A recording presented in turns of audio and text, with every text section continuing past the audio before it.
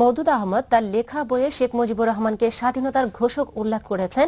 আইনমন্ত্রী এমন বক্তব্যের তীব্র প্রতিবাদ জানিয়েছেন বিএনপির স্থায়ী কমিটির সদস্য ব্যারিস্টার মওদুদ আহমেদ।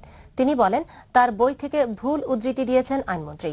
দুপুরে মতিঝিলের নিজ চেম্বারে আয়োজিত সংবাদ সম্মেলনে মওদুদ আহমেদ এই অভিযোগ করেন। আরও জানাচ্ছেন শাহ সিকান্দার রেমান।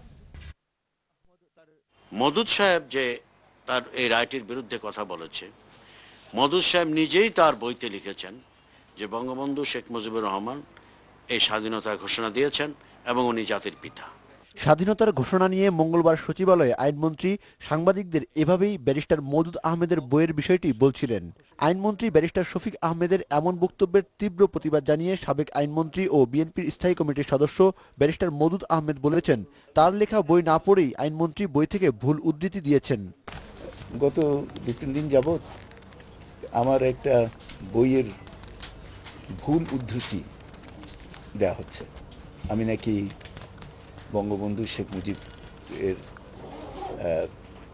স্বাধীনতার ঘোষণা দিয়েছেন বঙ্গবন্ধু শেখ মুজিবুর রহমান, এই কথাটা নাকি বলেছি।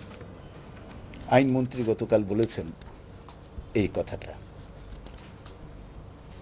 আমি নিশ্চিত যে আইনমন্ত্রী আমার বইটা পড়েননি। সাবেক সেনাপ্রধান জেনারেল মইনু আহমেদের বিরুদ্ধে মামলা হতে যাচ্ছে বলেও ইঙ্গিত দেন ব্যারিস্টার মওদুদ। অনেকগুলো মামলার প্রস্তুতি চলছে এখন,